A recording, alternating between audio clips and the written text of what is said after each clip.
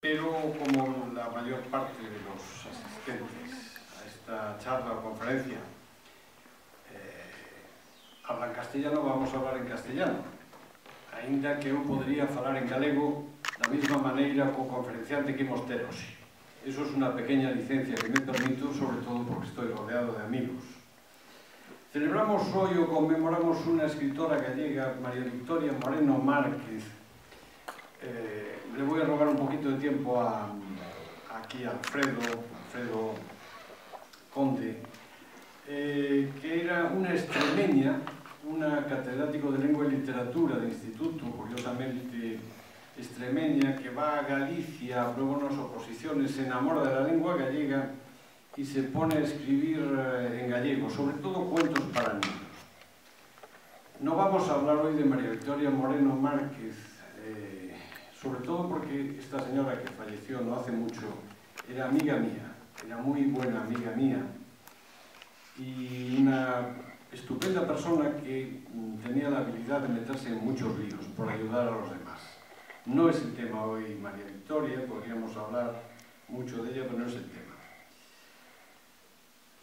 Hoy nos acompaña Alfredo Conde, que es gallego y español, y creo que es incapaz de separar las dos cosas. Prometo hoy, por varios motivos, ser políticamente incorrecto, porque al final de cuentas ser políticamente correcto es ser absolutamente cobarde, es decir, no decir ciertas cosas. Y vosotros o ustedes saben, y yo también sé perfectamente, que eso lleva a grandes ridículos, ¿no? Como cuando alguien dice, un señor de color, ¿no? Es de color, no, mire usted, pues es blanco, es negro, no hay personas de color que sean azules, ¿no? Quiero decir que lo políticamente correcto lleva a situaciones totalmente ridículas. Creo que además estamos en un país en el que podemos decir la verdad, a veces alguien se molesta, pero tampoco pasa nada, ¿no? Bueno, decía que Alfredo Conde, además, es un gallego universal, es decir, es un español universal.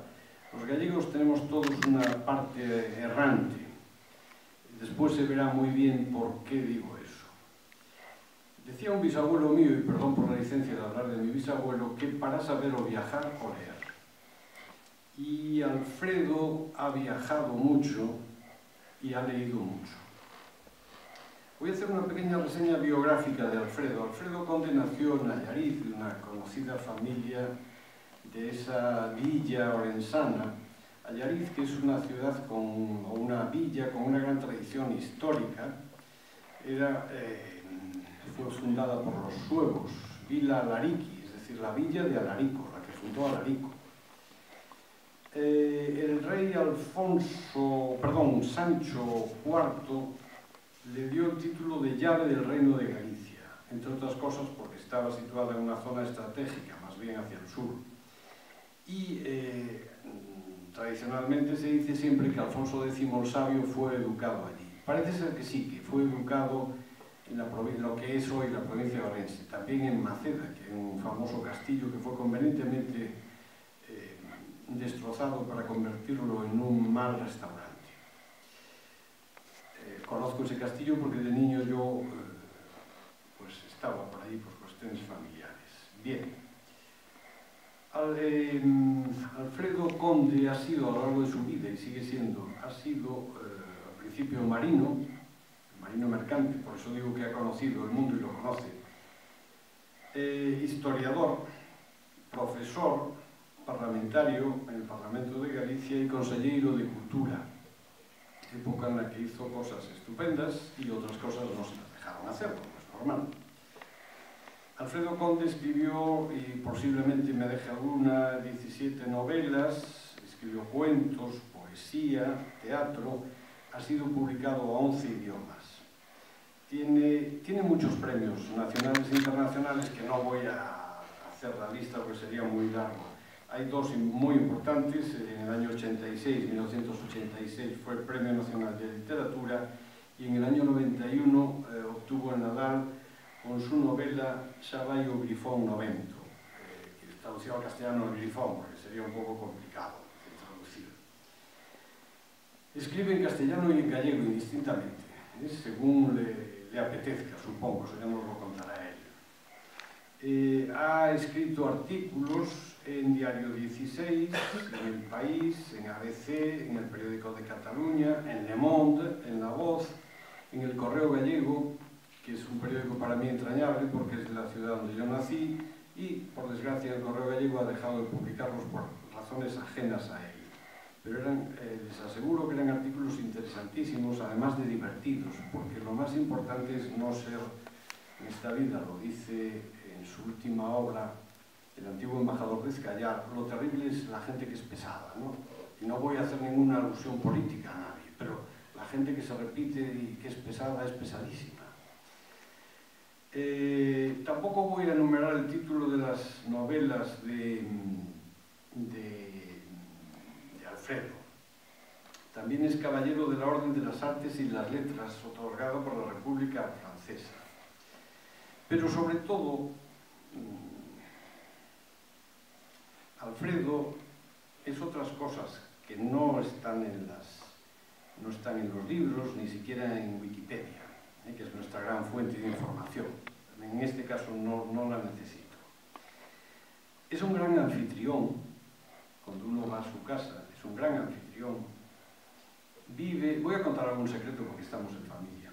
Vive en una casa cerca de Santiago de Compostela que se llama Casa da Pedra Aguda. Es algo así como la casa donde hay un menhir, una pedra aguda en gallego, es una piedra que está como pinchando, como lo que tenemos ahí de un autor gallego en esa exposición tan estupenda que tenemos. Es un hombre polifacético, además de escritor y periodista, es un gran observador, un gran conversador también, un erudito sin ser pedante, que eso es difícil, un gran trabajador. ¿Qué más puedo decir? Un buen padre, me consta, un amigo de sus amigos y algo que dice una persona muy cercana a mí, un hombre normal, que quizá es lo más importante hoy en día. Y como ya hablé demasiado y en exceso, dejamos a Alfredo que nos hable hoy de lo que viene a hablar aquí, y después lo que yo sí pediría es que le hagamos alguna pregunta, porque Alfredo tiene anécdotas estupendas, divertidísimas, y será muy ameno, estoy seguro. Alfredo, tienes la palabra. La alusión a María Victoria Moreno, de quien también fui amigo, y lo que es peor, de quien fui socio. Tuvimos una librería juntos, éramos 4 matrimonios y un cura para casos de empate, y el cura no desempató nunca. Total, que yo me fui enseguida y dejé la librería.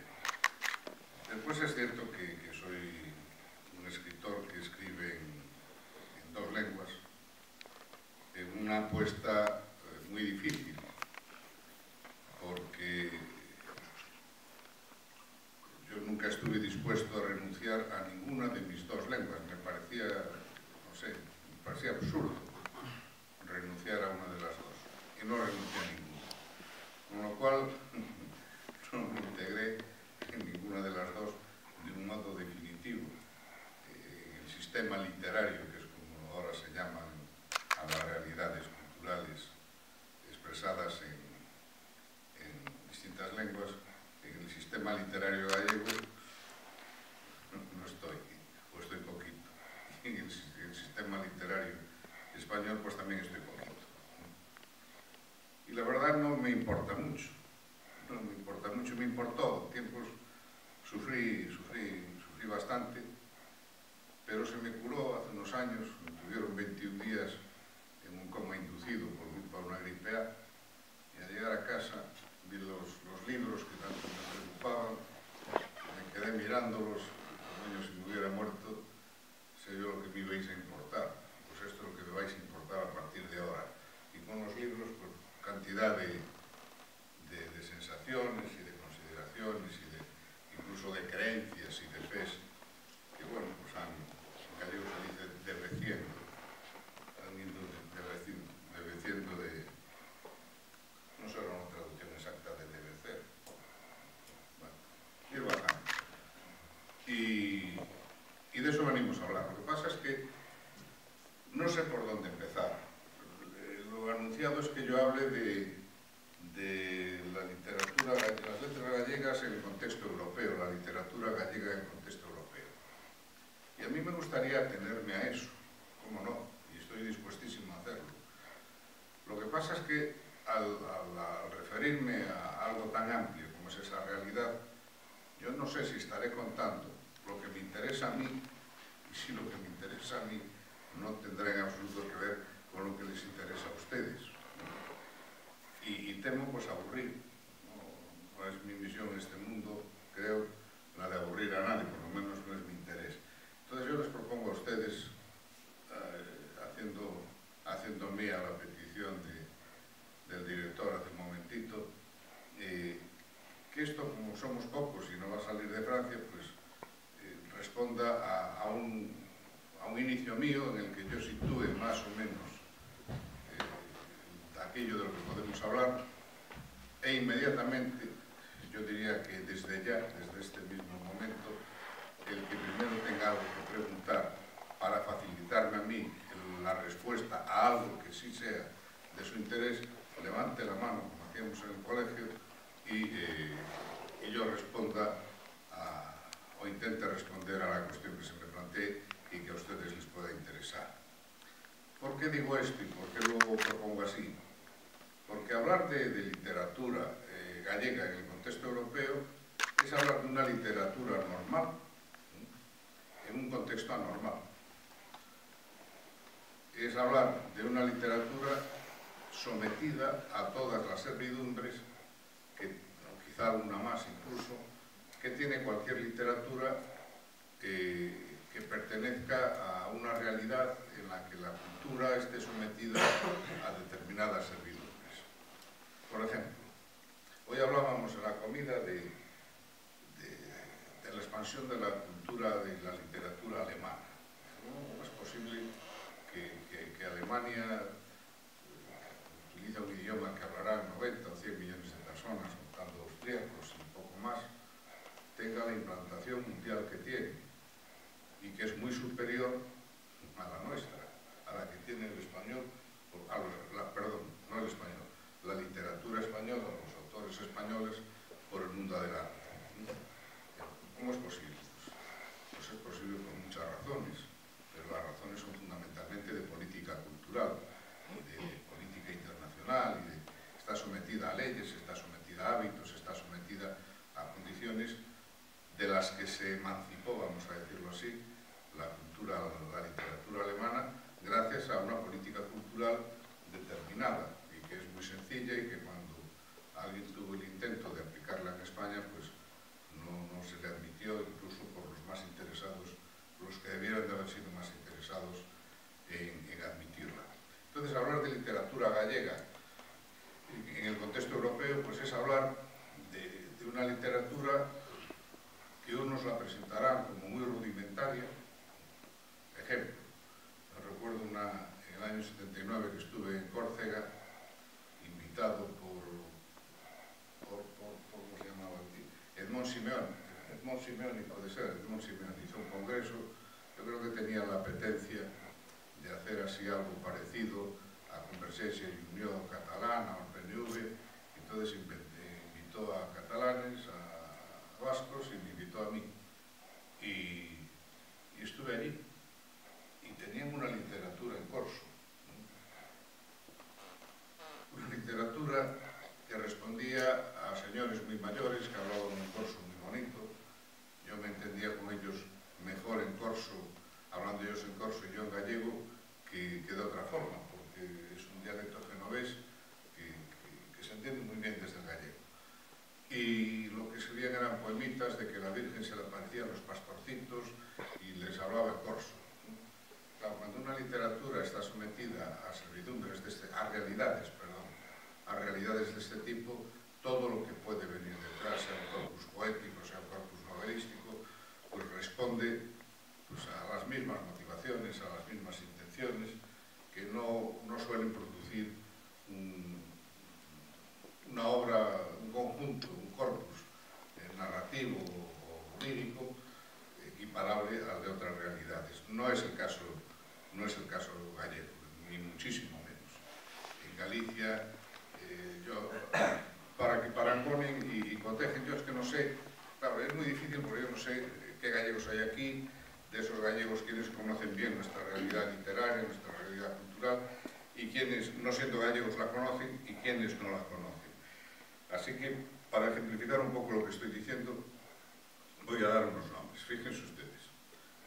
Por no ir más atrás, por no ir a Padre Feijóo y por no ir allá. Vamos a, desde el 19 aquí, podemos hablar de la Pardo Bazán, podemos hablar de Valle Inclán, podemos hablar de Cela, podemos hablar de Torrente, podemos hablar de Julio Camba, podemos hablar de Venceslao Fernández Flórez. Seguro que me estoy dejando nombres porque me suena muy poco el número que acabo de citar. Pero estamos hablando de cimas de la literatura en español.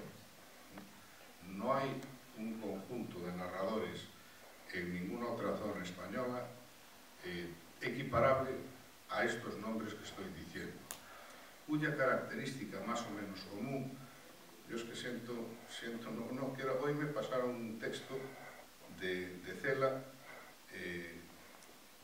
que no quiero perder el tiempo buscándolo porque soy un desastre en el móvil, que habla de estas cosas.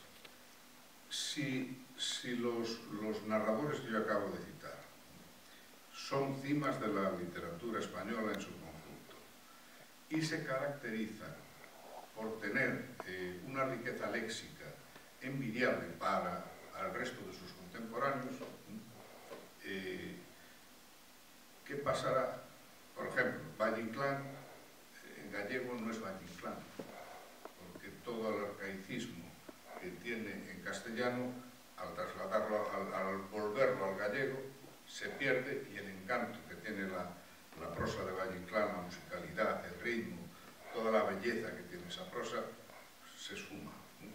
Pero se esfuma y se esfuma porque en castellano está hablada en gallego.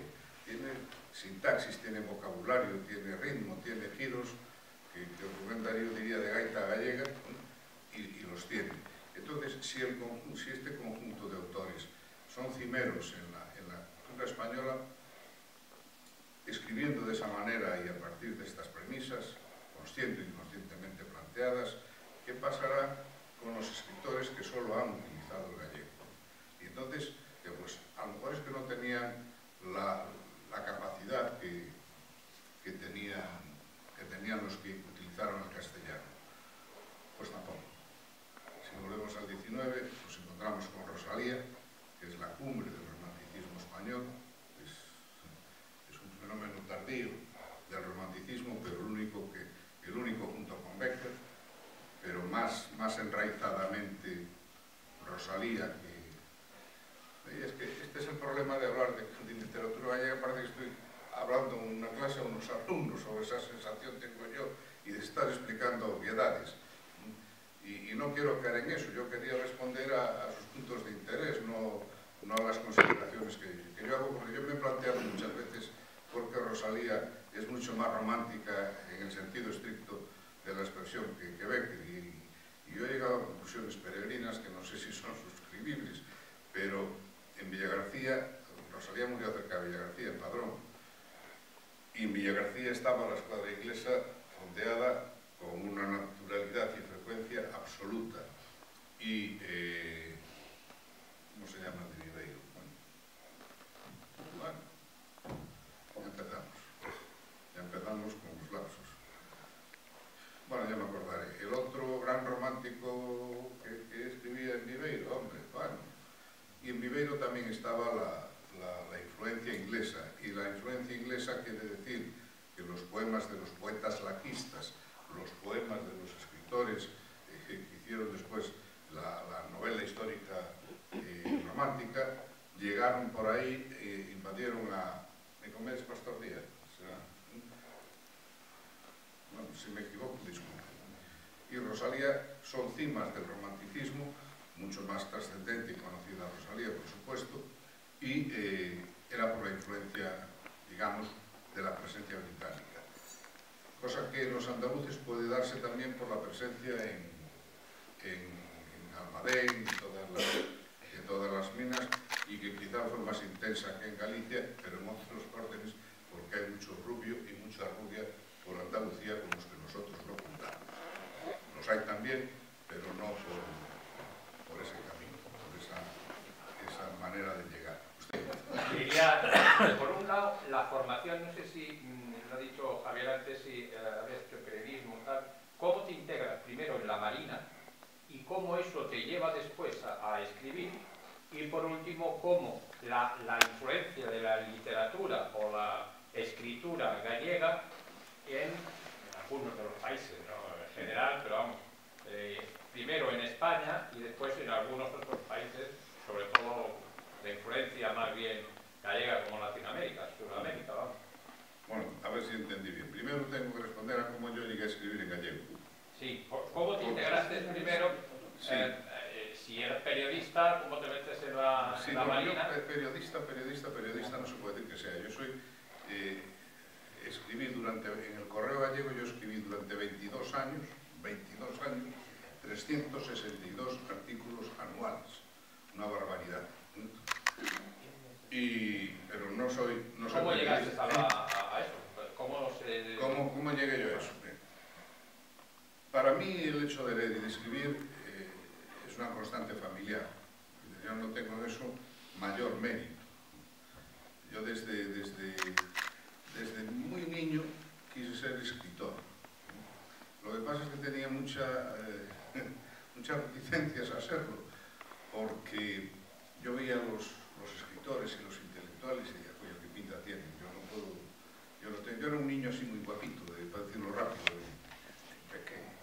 Y entonces yo decía, yo no puedo ser escritor con esta pinta que tengo. Hasta que un día robé un libro en la Plaza Mayor de Orense, en una librería que había, y yo estaba interno allí, y vi un libro de Knut Hamsun, Un vagabundo toca con sordina. Y me lo metí en el bolsillo, una edición de plaza así, alargada, rectangular, delgadita. No entendí nada de lo que leí. Pero no fue eso, fueron los remordimientos que me entraron, que al sábado siguiente, cuando nos volvieron a dar suelta en el colegio, entré en la librería, puse un billete de 5 pesetas en el mostrador, costaba 4,50. Y salí corriendo con la... Y aquello me reveló una posibilidad de ser escritor, porque Knut Hamsun tenía muy buen aspecto, se parecía mucho a mi abuelo paterno. Y de mi abuelo paterno decían que era un señor muy bien plantado, muy elegante. Y dije, coño, si mi abuelo es muy bien plantado y Knut Hamsun es muy bien plantado y además es escritor, pues a lo mejor yo también puedo ser escritor. Y entonces empecé a sopesar la posibilidad de serlo. Y llegué a la conclusión de que sí, gracias a Elena Quiroga, que fue académica de la Española y una novelista muy de su tiempo. Elena era hermana del gobernador civil de Orense, y la familia orensana de mi madre, la de mi padre era de derechas, pero no era franquista, y la de mi madre era muy del régimen. Y entonces había que elegir en casa de mi abuela, la hermana del gobernador, por narices. Y mi abuela, que era muy religiosa, muy integrista, sin embargo no tenía problema en que yo cogiese ningún libro de su biblioteca, porque era una gran lectora. Y cuando le reprochaban que me dejaba, recuerdo perfectamente el título, El canto del gallo, de una novela, no me acuerdo de quién, pero que era la historia de un cura que se refugiaba en una casa de prostitución durante la guerra civil. Entonces las amigas de mi abuela le reprocharon delante de mí que yo pudiese leer esas cosas. Y mi abuela le respondió que si yo no entendía lo que estaba leyendo, pues la iba a soltar enseguida la novela. Y si lo entendía era que podía leer. Entonces a mí nunca se me puso traba para leer, y las novelas de Elena mucho menos. Y cuando yo leí las novelas de Elena Quiroga, dije, caray, se puede escribir de la gente que me rodea. Porque yo lo que sabía era que se podía escribir en gallego, porque mi padre era galleguista, poesía. Yo a los 10 años le escribía desde el internado a mi padre en gallego. Era absolutamente insólito. El gallego que escribía Rosalía y el que están publicadas sus obras en aquellas ediciones de Aguilar, que venían medio encuadernadas en piel. Yo escribía con 10 añitos el gallego ortografiado, si se puede decir así, que vi que se podían escribir historias de lo que me rodeaba, gracias a Elena Quiroga, y entonces dije, caray, si yo soy capaz de que cuando una novela me gusta y se acaba, soy capaz de seguir imaginando que continúa para vivir en ese ambiente, y si cuando no me gusta al final soy capaz de imaginarle otro y continuar mentalmente escribiéndola, llegará un día en que yo sea capaz de escribirlas. Y para eso, ¿qué tengo que hacer? Seguir leyendo. Y entonces esa fue la disciplina que me llevó a mí a ser escritor, el leer y fijarme en lo que estaba leyendo. Y empecé escribiendo en gallego con gran disgusto de la familia de mi madre. ¿Cómo escribes en gallego, teniendo el español ahí? Y yo les decía, bueno, si vale lo que escribo, ya lo traducirán. Y si no vale lo que escribo, mejor que no lo traduzcan, así que me quedo tranquilo. No me lo tradujeron. Entonces, cuando escribí una novela que me di cuenta que había salido bien, fue Breixo, yo mismo lo traduje. Y empecé a ser traductor de mis propias novelas. Entonces no es que haya escrito 19 novelas, 4 libros de cuentos, no sé, bueno, 50 libros llevo escrito. Yo he trabajado el doble que la mayoría de la gente, porque los que he escrito en castellano los he traducido al gallego, y los que he escrito en gallego los he traducido al castellano. Y de esa manera empecé a ser escritor. Lo que pasa es que, pues, sin integrarme nunca, sin ser integrado, perdón, plenamente nunca, ni en un idioma ni en otro. Por ejemplo, Martínez Cachero, que era un catedrático de la Universidad de Oviedo, un crítico literario muy riguroso, empezó diciendo de mí, él siempre decía que había un novelista, Cervantes, y lo demás eran aproximaciones o proyectos de escritor. De mí empezó diciendo que yo era un proyecto de novelista. Pero cuando gané el Nadal y se me organizó el Tiberio en Galicia por haber ganado un premio en castellano y ser un traidor conspicuo a la literatura gallega, él consideró que yo ya no era el mismo y que era más gallego que español, más español que gallego, y mi forma de ser español empieza por ser gallego. Mi forma de ser español es ser gallego, no tengo otra, no puedo escapar ni de una realidad ni de otra, ni tengo el más mínimo interés en hacerlo. Y entonces, pues, me encerré en mi casa, en la casa Pedraguda, y he tenido una suerte descomunal. No soy un escritor conocido, en la medida en que lo fui cuando el Nacional y cuando el Nadal, vivo muy al margen, me encerré en mi casa, y la suerte fue que empezaron a aparecer traductores sin que yo los llamase. Y entonces, pues, hoy tengo 11 novelas traducidas al ruso. Tuve mucha trascendencia, no, difusión en Rusia en algún momento, ya no tengo tanta, lógicamente, cuando uno va creciendo en edad, pues estas cosas bajan, y más en un momento como el actual. Y tengo, pues, en inglés, tengo en chino, tengo en portugués. Voy a tener por fin ahora una novela para el mes que viene. Y he tenido mucha suerte. Entonces, por ahí me hice escritor. Y respondo a la primera pregunta, quizá un poco inextenso, pero bueno, se me disculpa, espero. ¿Y por qué empecé a escribir en los periódicos? Pues porque yo confié un poco, lo voy a confesar aquí, teníamos una situación en Pontevedra, pues, de cierta solvencia económica, que, dicho en cervantino, se fue al carajo. Y yo contaba con eso. Bueno, mientras esto dure, yo puedo dedicarme a la literatura con cierta tranquilidad.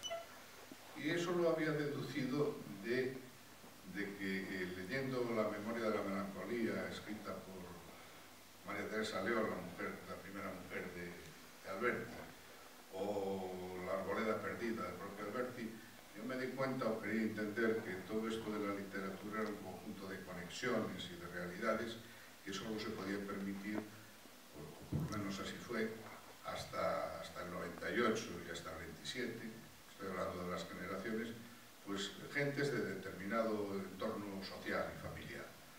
Y entonces, bueno, yo puede que esté inscrito a este nivel en la realidad que me rodea, y me confié eso. Cuando se fue a paseo, esa realidad familiar en la que se sustentaba, pues aquí hay que sobrevivir. diarios, de manera que yo me pasé 30 años escribiendo un artículo diario, 362 días al año, descansando, Jueves Santo, bueno, Viernes Santo, Navidad y fin de año. Y eso fue el primum vivere, por lo que yo empecé a escribir en los periódicos. Después se complicó, porque se complica. Yo le hice una entrevista a Fidel Castro y en la comida aún recordaba una anécdota en la feria de Frankfurt a cuenta de esa entrevista y del viaje con Fraga a Cuba. Y sí tuve otras incursiones que digamos ya de más profesional del periodismo, pero no pertenezco a ninguna asociación de periodistas. Una vez que escribí un artículo furibundo, una asociación de periodistas de Santiago quería expulsarme, pero no pudo hacerlo porque yo no era de la asociación. Otra, en cambio, quería hacerme de la asociación porque no era de la otra y tenía que ser. Total, que no soy periodista, soy un escritor de periódicos, si se puede decir así. Y escribí siempre en gallego, en los periódicos gallegos, hasta hace unos años, en los que después de una marginación muy grande, pero estoy hablando de mi vida y yo venía por aquí de otra cosa. Bueno, es la pregunta, acabamos enseguida en esta respuesta. Y entonces, pues, hubo una carta que se publicó en El País en la que se decían unas cuantas verdades que nadie me había comunicado y que yo no había reparado en ella. Y dije, bueno, pues yo aquí no pinto nada. Aquí no soy persona querida.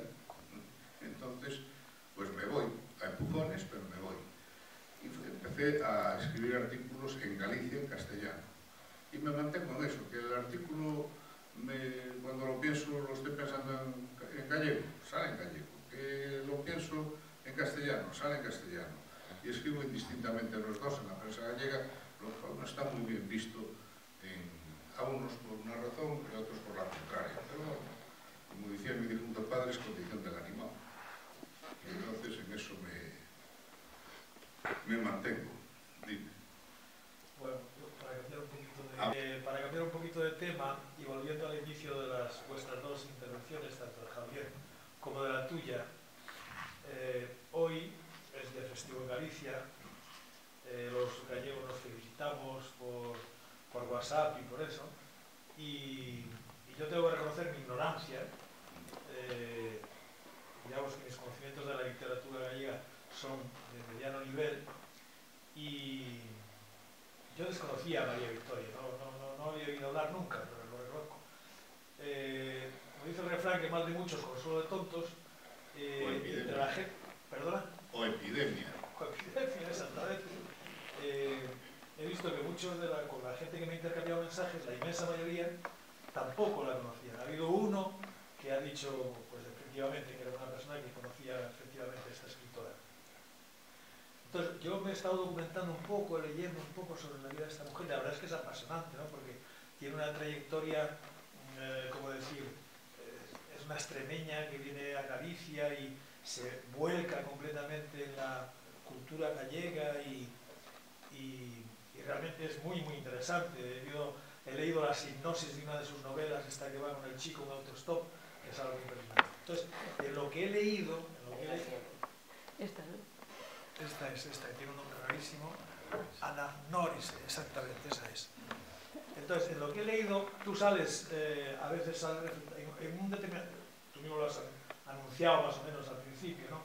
En un periodo de vuestra vida habéis estado formáis parte de un grupo, de la librería, pero aparte de un grupo. Entonces, yo, para mi conocimiento, si a ti no te importara hablar un poco de ese periodo, cómo era esta mujer, qué condiciones tenía, cuáles eran sus inquietudes, las vicisitudes que tuvo que pasar. Voy a tener un defecto terrible, que cuando me preguntan respondo, voy a intentar aminorar mi defecto. Yo dije que fui socio de María Victoria y de su marido. Y dije que me fui de la librería. las causas no las voy a decir, lógicamente. Mira, yo hoy escribo un artículo en La Región en el que digo que uno de los problemas que está teniendo el Día de las Letras Gallegas es, en mi modo de ver las cosas, absolutamente grave. El nuestro es un país un poco disparatado. Hace unos años se organizó un tiberio porque le dedicaron el Día de las Letras Gallegas a Filgueira Valverde. Filgueira Valverde es el último sabio que ha dado Galicia. Es una persona de una inmensa cultura. Cuando yo estuve en la Consellería de Cultura, sin corresponderme a mí, pero una arrotada que se dice en gallego, de esas que me dan, yo firmé en Nueva York, en la universidad, la creación de una cátedra de gallego, que le correspondía al de Educación, no a mí firmarla. Llamé al presidente de la Xunta, le dije, hay esto, me dice que si no se firma, que nos olvidemos, entonces al llegar ahí me cesas, pero yo firmé. Y se mandó a los 2 o 3 años a la persona que iba a inaugurar, al año, donde estaba la consellería, que iba a inaugurar la cátedra en el curso académico siguiente. Entonces, de la Universidad de Nueva York recurrieron a mí, mandaron a una persona a Galicia para evitar que fuese la persona que se había designado en Galicia. Y me dijeron, hombre, en otras realidades como estas han sido enviados fulano, y me dieron nombres de grandes intelectuales europeos. Y la única persona gallega que vemos equiparable o al nivel de esta persona es Filgueira Valverde, mandándose a Filgueira Valverde. No fue Filgueira Valverde. Y cuando se le dedicó el Día de las Letras Gallegas, pues hubo división de opiniones a macha martillo, ¿no? Y desgraciaron la celebración y hubo un silencio monstruoso. Razón, había sido alcalde franquista. Pero, coño, si estábamos celebrando la literatura gallega, pues, vamos a hablar de literatura, y si queréis hablar de aquel periodo, pues se habla porque tuvo un papel muy digno durante el levantamiento militar, y como tuvo Bouzabré, que siendo magistrado pues se negó a determinadas condenas y se jugó la carrera, y Filgueira pues protegió a mucha gente en su momento, y estaba en su derecho pues de disentir. Era católico practicante, y no estaba de acuerdo con una serie de cosas, y estaba en su derecho de hacerlo. Yo no soy una persona piadosa, o sea que no estoy haciendo un alarde de proximidad ideológica a Filgueira, con el que disentí en cantidad de cosas, pero era un sabio, y se machacó su celebración. En el artículo que yo escribo hoy, digo que últimamente se está dedicando el Día de las Letras Gallegas a gente sin mayor trascendencia literaria. Y la pregunta terrible, que yo creo que es una pregunta terrible, y que algún disgusto, hoy ya ni me cuesta disgusto porque ya no hace ni caso, pero ¿qué pensará un muchacho de 18, de 17, de 16 años que está estudiando pues, literatura universal, que sabe quién es Dostoyevsky, sabe quién es Calderón de la Barca, que sabe quién es Mark Twain, o sabe quién es Kafka, o sabe quién es los grandes nombres de la literatura universal? Si de repente se le presenta como paradigma de la literatura gallega a una poeta de un escaso libro de poemas, corregidos en su momento por su amante, es decir, feitiños por quien se los corrigió, ¿qué pensará o qué se derivará de la concepción que ese muchacho o ese grupo de muchachos o esa generación de muchachos y muchachas pueden corregir de su literatura y del entorno en el que se mueven? A mí me parece que es de una frivolidad y de una obscenidad enorme el poner como paradigma de una literatura a personas que no están a la altura que se pretende que esté nuestra cultura. En el contexto europeo, para volver un poco a lo de antes, todo depende no solo de la clase intelectual, es cierto, depende también de la política cultural.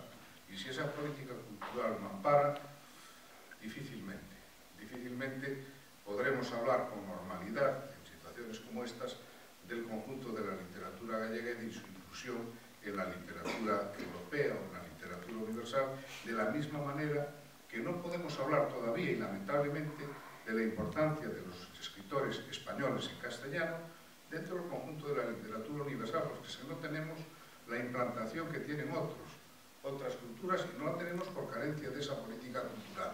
Bueno, pues si esto sucede en España, sucede en Galicia, pero agravado por esta manía de que nos muevan los afectos, las proximidades ideológicas, de que nos muevan todo menos lo que nos debiera de mover, que es la consideración literaria de los autores.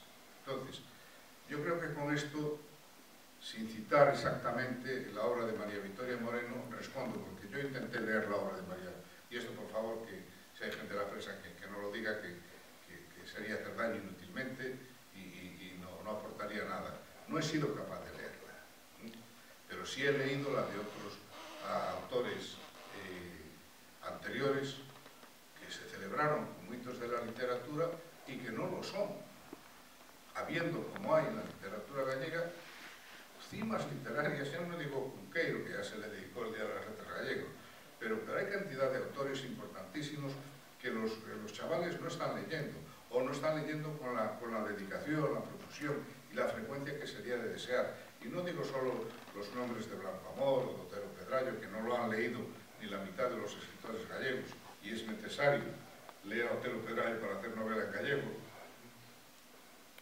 sino los actuales. No tienen la difusión fuera que tenían que tener. Es que es absurdo. Yo fui muy amigo de Torrente Ballester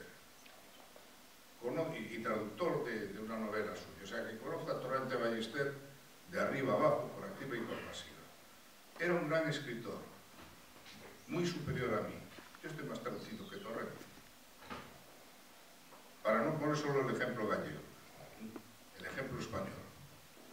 Y empieza uno a analizar esta realidad y claro, a la hora de exponer lo que es la literatura gallega en el contexto de la literatura europea, pues uno empieza a encontrarse contradicciones de este tipo que la verdad le encogen a uno el ánimo a la hora de expresarse como yo lo estoy haciendo.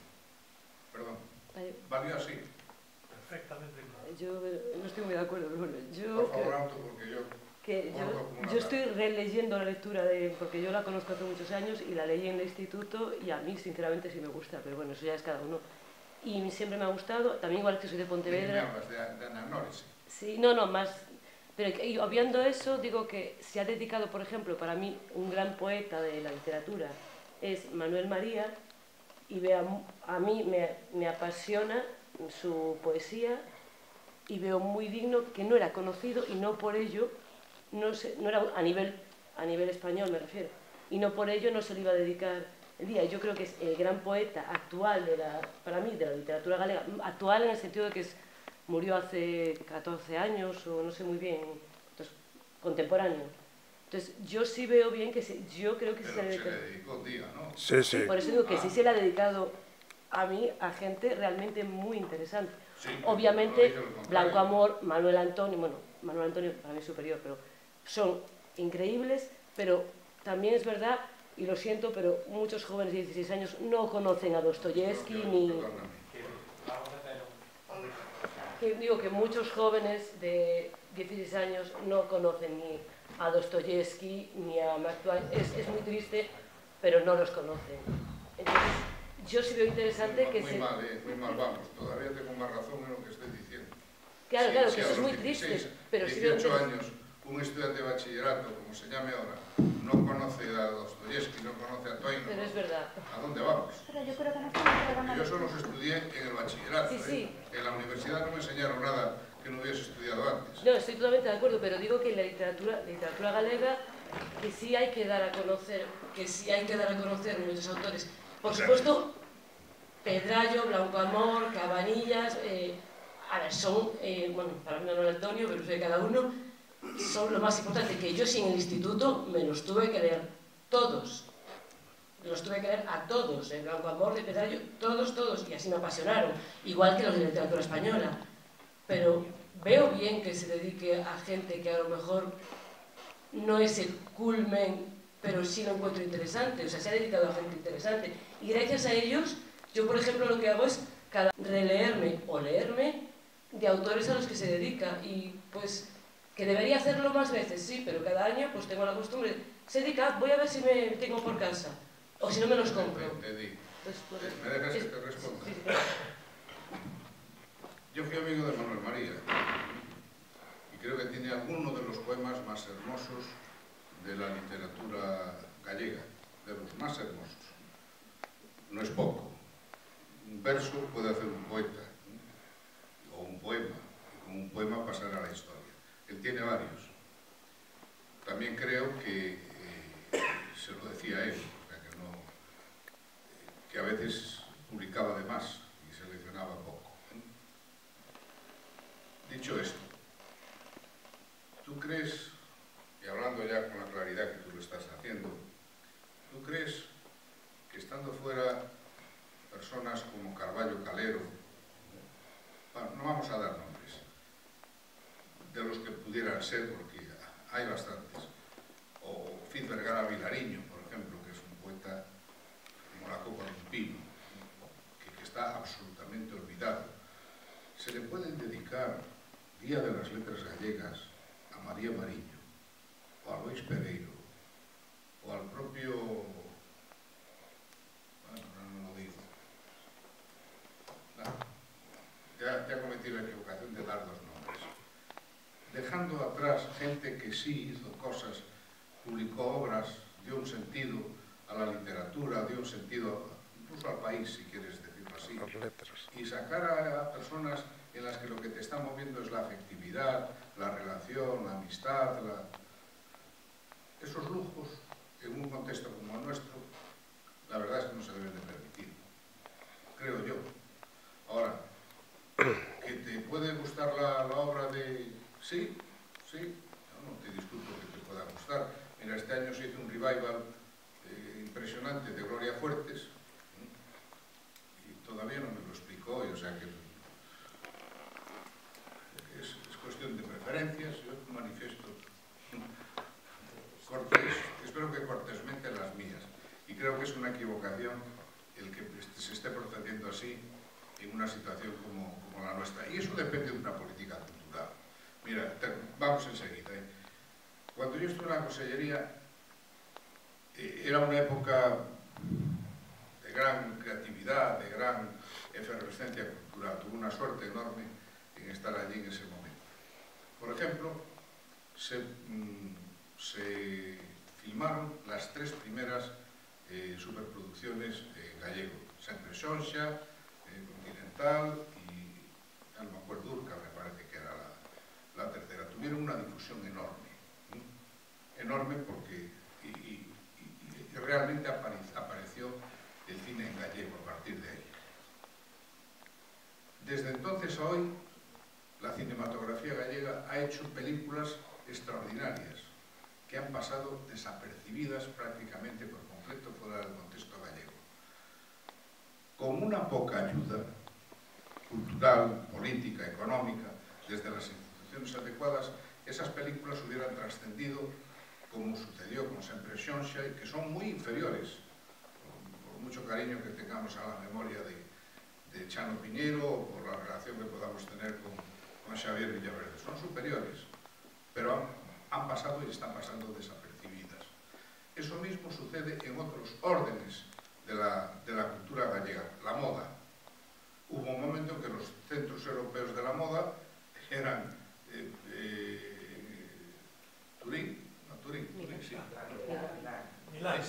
Milán, París y Lalín, y Galicia. ¿Qué fue de todo aquello? ¿Qué es lo que resta de todo aquello? Inditex. Inditex es una industria maravillosa, creada por una mente prodigiosa, pero la trascendencia y la importancia cultural de Galicia ya no existen como referente de la moda internacional. ¿Y por qué la tuvo en ese momento? Porque había una cosa que se llamaba Galicia Calidade y Moda Galega que lo potenció. Entonces, desde hace años, la política cultural gallega es de desabastecimiento absoluto de la realidad. No solo por parte del gobierno, que la tiene indudablemente, ¿cómo que no?, sino también por parte de la intelectualidad. La intelectualidad gallega está muy silenciada a base de dietas en distintos organismos. Yo de eso, para decirlo rápidamente, me siento a veces responsable, porque yo he colaborado en la creación de instituciones que han sido ocupadas por un ciento de personas que se distribuyen prebendas y comisiones y que detentan el poder absoluto sobre este tipo de cuestiones. Y ese tipo de cuestiones, que quizá no debiéramos de estar tratando ahora aquí, son las que hacen que la trascendencia de una literatura absolutamente importante, yo puedo darte nombres en los que creo firmemente, de autores jóvenes, de novelistas jóvenes, de poetas jóvenes, en gallego, que no tienen trascendencia fuera de Galicia. Si yo dije antes que estoy más traducido que Torrente, siendo menos escritor que Torrente, es por algo. Y también te digo que hay escritores más jóvenes que yo que no están traducidos y también es por algo. Y esa realidad es a la que yo me refiero cuando hablo de la frivolidad de proponer y componer biografías que a lo mejor no se ajustan exactamente a la realidad.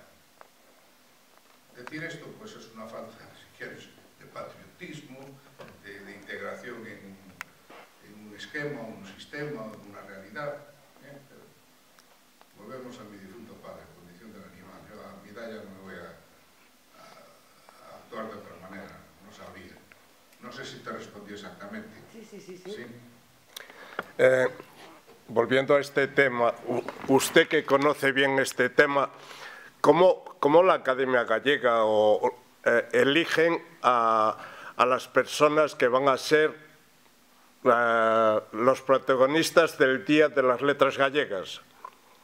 Porque los que estamos fuera desde hace muchos años, nos da la sensación que es más por amiguismo, como dijo usted antes, por amistad, que por valores poéticos o de escritores. Si me puede decir cómo eligen... Yo puedo dar mi opinión personal. Mi opinión personal es que lo que funciona es lo que usted acaba de citar. Es feo señalar con el dedo, pero hay incorporaciones recientes unas y no tan recientes otras, que es que coño pinta este tío ahí, o esta señorita, o esta señora. ¿Qué hacen ahí? Cuando, por ejemplo, no está Suso de Toro, cuando, por ejemplo, no está Xavier Docampo, cuando, por ejemplo, pues yo qué sé, pues Pedro Feijóo, que es un novelista joven, y para irnos a los jóvenes, ¿cómo no están esos autores? Y usted, ¿no? Y están otros. Bueno, pues ese es lo que está sucediendo. ¿Y por qué se eligen? Porque lo hacen en uso de su legítima voluntad. La Academia elige por cooptación. El problema es que yo la cooptación la entiendo. Yo soy miembro de distintos jurados de literatura, de novela o de periodismo. En la mayoría de las oportunidades llegan a la final 5 o 6 escritores, o 5 o 6 periodistas, o 5 o 6 dramaturgos, o lo que sea. Y entonces quiere decir que cualquiera de esos 5 o 6 avalan literariamente el que se le dé el premio. Entonces están cumplidos todos los trámites literarios o culturales para otorgar el premio a cualquiera de los 7. A partir de ahí, ¿qué funciona? Criterios extraliterarios, pero es humano. Yo eso hasta ahí defiendo. Tenemos 5 que podemos darle tranquilamente el premio a cualquiera de ellos. A ver, ¿cómo seleccionamos? Pues olvidándonos de los contextos literarios. Y entonces, ¿cómo funcionamos? Y seamos honestos. Este cabrito le zumbó la novia a fulano, que es amigo mío. Este, fuera. Este ya ganó 7 premios este año, que se jorobe. Para el año que venga otra vez, o de un par de ellos. Y empezamos a aplicar criterios extraliterarios. Entonces, yo entiendo que en una academia se coopta, se ponen de acuerdo y dicen, bueno, pues ahora vamos a meter a fulano que hay 27 que son susceptibles de ser nombrados. Mira, vamos a eliminar estos 5 que son unos cabritos y son del equipo contrario. Vamos a dejar estos que son tontos, y vamos a este que es amigo mío. Yo eso lo entiendo. El problema es cuando los amigos que entran no tienen nada que ver con los mínimos de calidad literaria exigibles. Y los criterios tienen que ser tan pobres como para que sea pues, el amiguismo, la afectividad, la proximidad ideológica, etcétera, etcétera, etcétera. Lo cual no quiere decir que no haya en la academia gente absolutamente llena de solvencia y de autoridad en la materia. Cuidado, pero quiere decir que últimamente está pasando mucho esto que yo estoy diciendo. Y serán casos de ausencias que son notables. Creo que respondí, no lo sé. Sí, sí. Igual estoy equivocada, pero... Hablando... Igual estoy equivocada. Un requisito imprescindible no es estar muerto. Porque, por ejemplo, ¿Dónde está el molde? Estar muerto. requisito para Sí. ser dedicado... Llevar 10 años muerto. Pues su uso de toro está en buena salud. No, lo dije en la academia, no dije en el Día de las Letras vale, Gallegas. vale. Su uso de toro está felizmente vivo y activo. Eso es para el Día de las Letras Gallegas, que me parece bien. Pero eso revela también un poco la vocación que tenemos nosotros heredada del cultivo de la patata. La patata, para que dé flores, tiene que ser enterrada. Y los escritores gallegos, para que den flores, tienen que estar enterrados, lo cual a mí me parece muy malo. En Orense está enterrado Bencho Sei, que era un escritor gallego que dejó un epitafio en el que dice: a partir de ahora ni un homenaje, los homenajes en vida. Yo creo que los homenajes tienen que ser en vida. Cuando uno se muere, ¿para qué? Para llenar el país de fundaciones que vayan al presupuesto público, no. Pero eso es una opinión mía muy personal, por eso yo no tengo fundación, claro. Como ojalá como un día de estos, por seguir la corriente. No creo, pero bueno, para curar mi salud. Sí. Bueno, en el contexto que nos ha definido hace un rato, la literatura gallega, las letras gallegas, ¿tienen futuro en Europa o en Hispanoamérica? ¿Y qué medidas, si tienen futuro, habría que implementar para que esta literatura o las letras gallegas pudieran realmente llegar a los jóvenes gallegos que están repartidos en Europa y en América? A los jóvenes gallegos y a los jóvenes argentinos. Y a los jóvenes que quieran leerlo. Los jóvenes que quieran leerlo. Y no tan jóvenes. Yo creo que lo dije de alguna manera, lo llevo diciendo toda la tarde. Calidad literaria. Vamos a ver una cosa. En España, que sepamos, puede haber 12, 18. En toda España en castellano. Pues esos los hay en gallego. Novelistas que puedan ser traducidos a cualquier idioma del mundo y ser leídos con la misma tranquilidad con la que se lee a los que estamos leyendo nosotros, traducidos del inglés o del ruso, pues yo puedo dar en este momento 12, 18 nombres tranquilamente como se puede hablar en castellano. Que si le pasa a los escritores en castellano que no tienen la repercusión que debieran, ¿qué no nos pasará a los gallegos? Y digo, nos pasará cuando yo soy una persona afortunada que estoy a lo mejor traducido en exceso. No lo sé. Pero porque no he dependido de ayudas oficiales, sino de si no hay Dios debe haber algo que se le parezca, y que se olvidó de darle cuerda a los relojes de sol y pudo dedicar atención aquí abajo, y me aparecieron unos traductores que a mí me ayudaron a sobrevivir como persona y como escritor. Porque yo creo que me hubiera pegado un tiro en algún momento de ese ego almidonado que tenemos que tener los escritores. Yo lo almidoné en Rusia, en Australia, en China, en Italia. Yo doy más conferencias en Italia al cabo del año que en España. Si doy más conferencias en Italia que en España, a valorar las que no doy en Galicia, claro. Y algo tendré que decir. Lo que pasa es que digo estas cosas así tan impropias como las que llevo diciendo hoy a la tarde, pero en todo caso responden al deseo de que se valore nuestra literatura de la manera en que esa literatura se merece y que no nos dediquemos al cultivo de la patata, que es lo que estamos haciendo. Pero a escritores actuales que debieran de estar mucho más traducidos de los que están. ¿Queremos dar nombres? Yo los doy sin problema, de los que hay en mi opinión, vaya. Respondí. No dio los nombres. Que no dio los nombres. Pregunte usted, fulanito debe estar, y si yo creo que no, digo que no. Claro.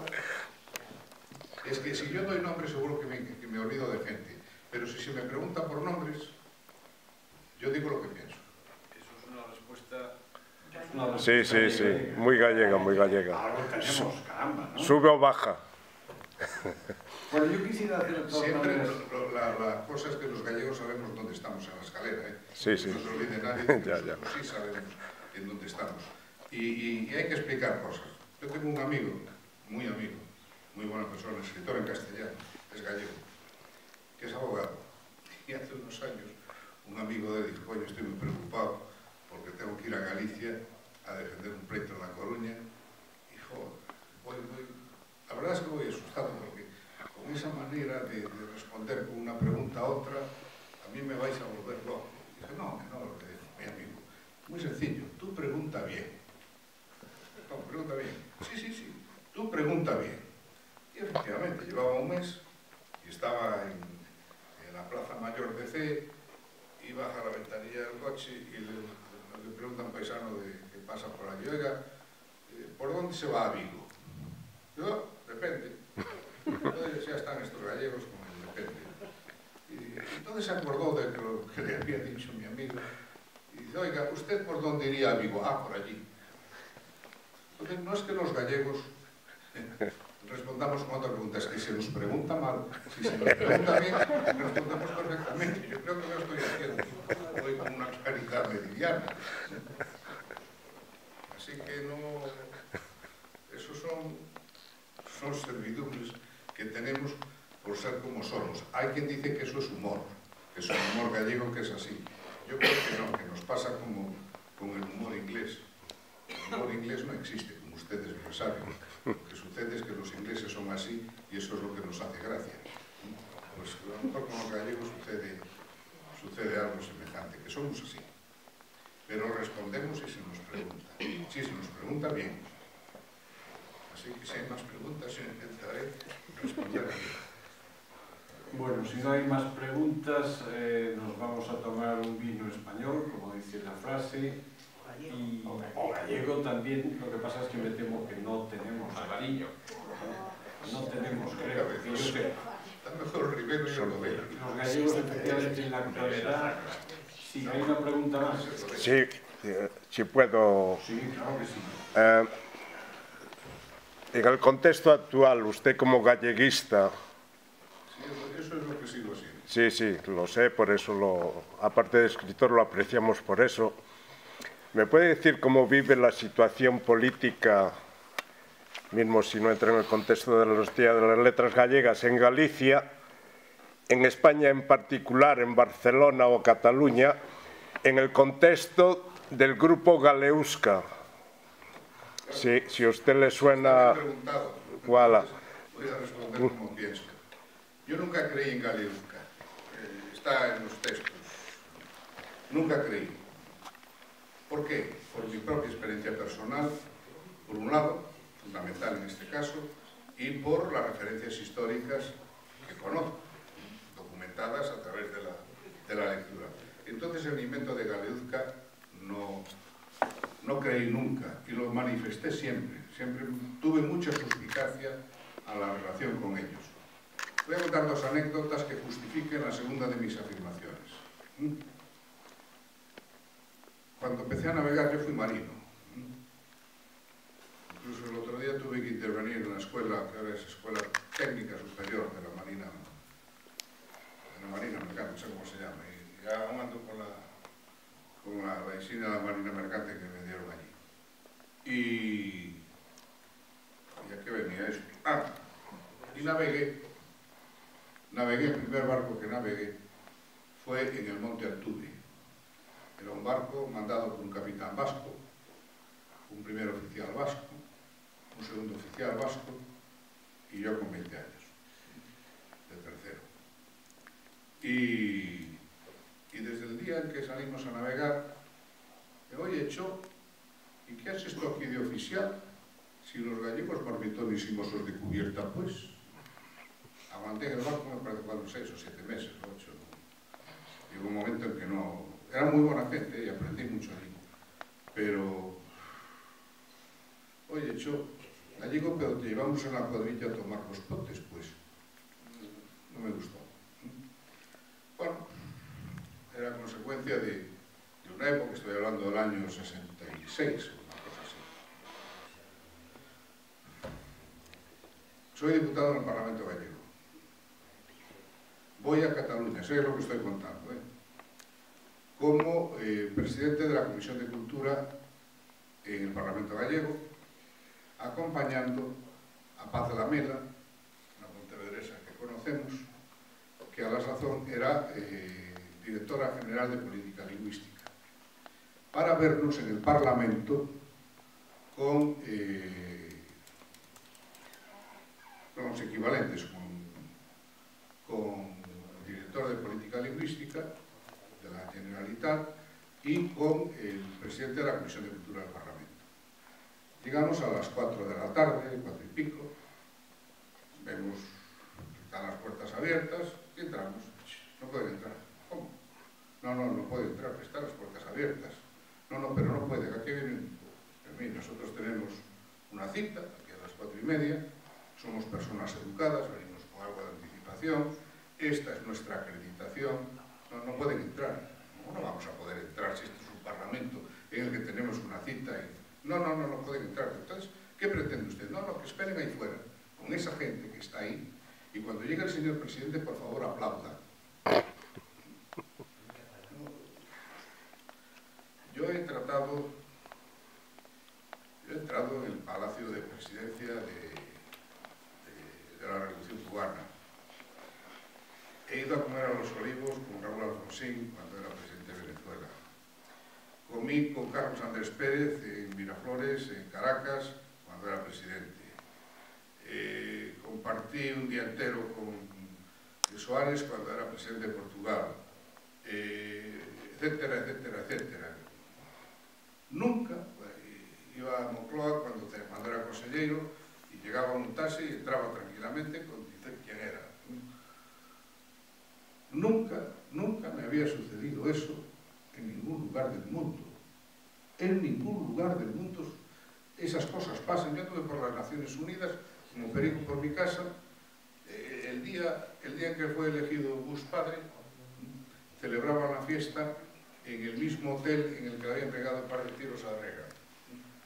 Bueno, yo me alojé en ese hotel sin saber que era el hotel elegido para la fiesta, entré sin problema ninguno, el jefe de prensa de la consellería entró en la fiesta que le daban al presidente recién electo, sin problema ninguno, y solo en el Parlamento catalán encontré una barbaridad de este tipo que para mí revela una serie de cosas que están aflorando ahora, que se llaman suprematismo, que se llaman fascismo, que se llaman totalitarismo, que se llaman una cantidad de nombres que a mí me repugnan ideológicamente.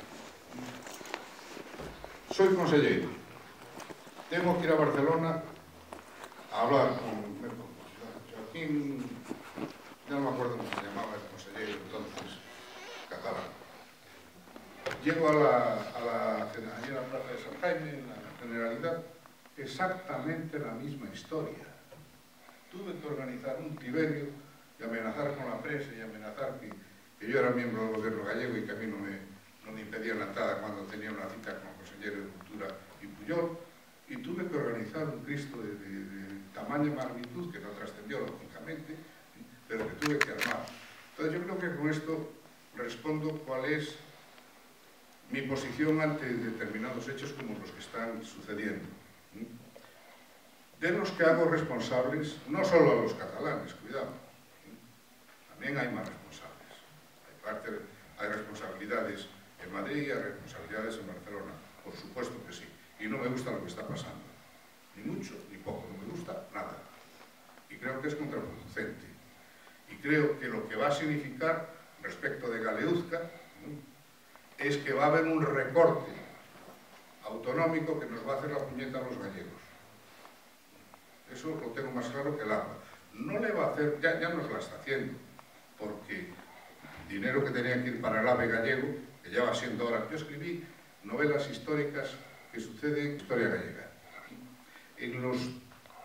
En cada uno de los siglos, a la hora de documentar las novelas, me encontré con la reclamación de las comunicaciones con la meseta. Siguen vigentes y nos están discutiendo desde la izquierda catalana a la derecha